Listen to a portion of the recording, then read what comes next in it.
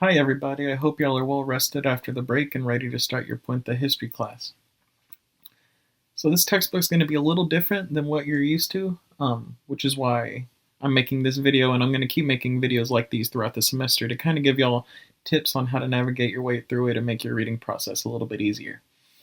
Obviously, because it's online, it's a little different than what y'all are used to in terms of how you can annotate, but don't freak out about it.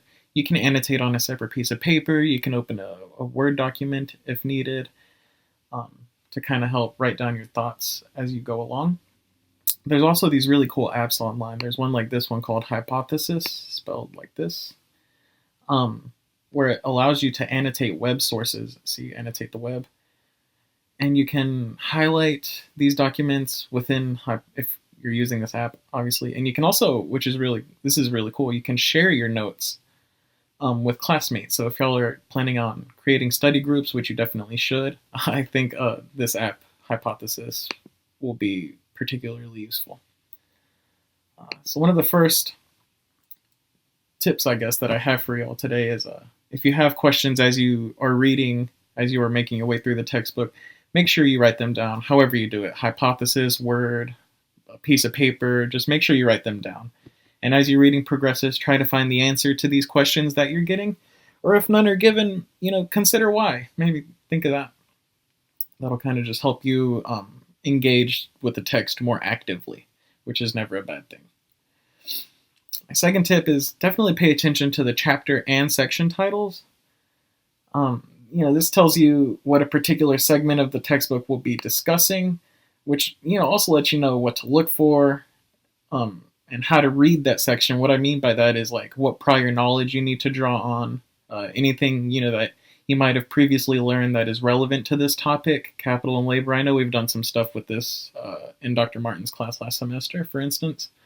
And you want to use this prior knowledge as you make your way through the book in a way that doesn't just rely on the words in front of you. That's not just on this, right? You want to add a new layer of depth to it. So there's a section in this chapter called The Rise of Inequality. More than one of y'all did a paper on inequality within your community. So this is kind of giving historical context to that. And so make sure you're pulling all this stuff in. It's all intentional, right? You also want to be thinking about what you're reading, and especially, as you're making your way through this, just make sure you're paying attention to the key terms. Those should be listed separately.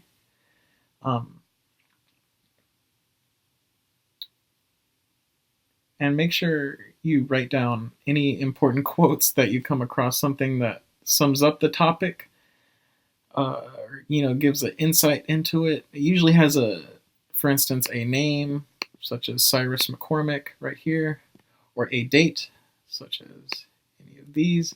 But it doesn't always, which is why you have to, like I said, make sure you're paying attention to the section number, or the section title, I'm sorry, because it kind of tells you, like I said, what to be looking for. If a section is particularly hard for you to understand, try putting in your own words, try summarizing it. And if that doesn't work, obviously you have professors Flazier and Martin, as well as myself, to help you. And kind of going off of that, even if you are just breezing through it, you don't have any kind of a hard time understanding any of this, you still want to make sure to summarize each section just to kind of really embed your understanding of that section. Do it, like I said, either on paper. You can even maybe do it in Hypothesis in your marginal notes.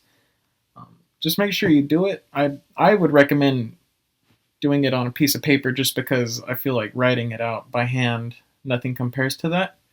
And it really helps you kind of organize your thoughts when it's right in front of you. So you want to help you summarize, you want to look at the main points, important figures, big events, key terms, all of that. You want to bring all of that into, here's that section I was talking about. You want to bring all of that into your summaries.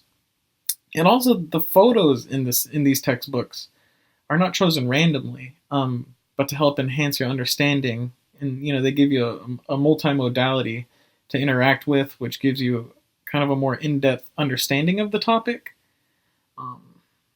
So this is the Vanderbilt residence, and it's kind of giving you, the rise of inequality, and then you see this gigantic house. it's giving you this more in-depth understanding of the topic by giving you like concrete physical examples to look at. And so you want to use this advantage. And these photos should reflect the words of the chapter and vice versa. And so definitely be paying attention to that. But yeah, those are kind of all the tips I have for now. Like I said, I'm going to be making more videos throughout the semester. And if y'all have any questions, please see me. Thanks, guys.